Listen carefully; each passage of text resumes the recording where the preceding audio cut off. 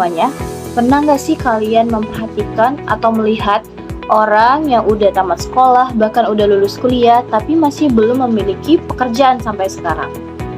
Ya, ini bukan soal cerita satu atau dua orang aja, tapi ini adalah realita yang terjadi di banyak di tempat di Indonesia.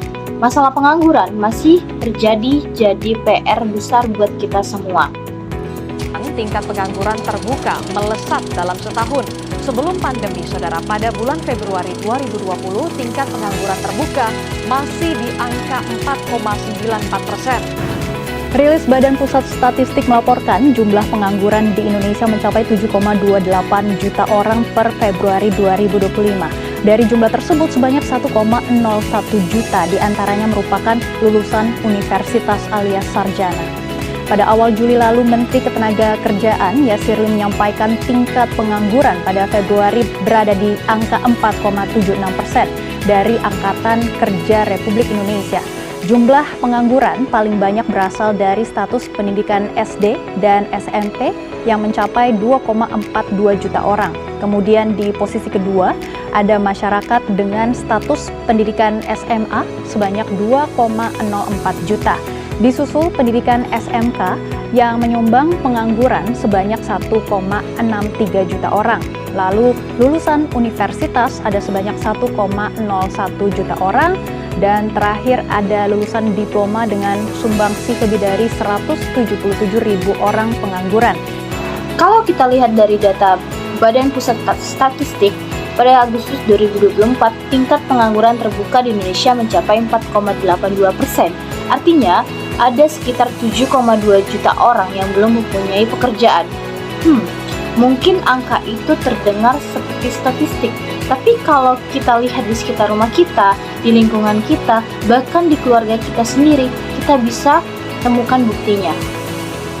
Saya sendiri melihat beberapa teman saya yang sudah selesai kuliah, bahkan tamat sekolah, tapi masih kesulitan mencari kerja.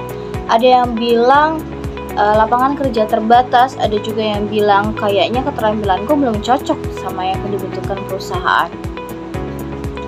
Masalah bukan cuman karena nggak ada pekerjaan, tapi karena keterampilan yang dimiliki belum sesuai dengan kebutuhan pasar kerja.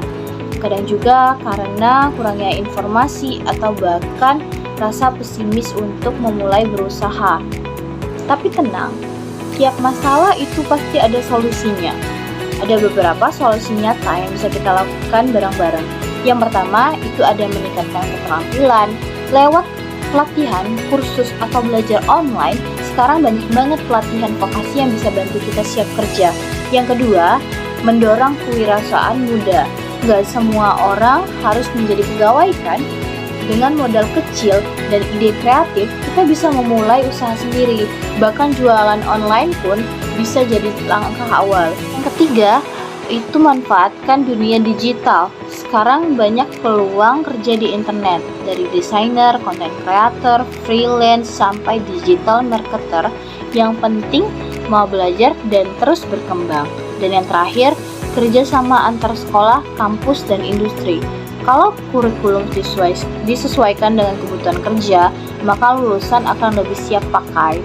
Nah, teman-teman, pengangguran bukan hanya soal angka dari statistik. Itu adalah kisah nyata dari jutaan orang yang ingin punya masa depan yang jauh lebih baik.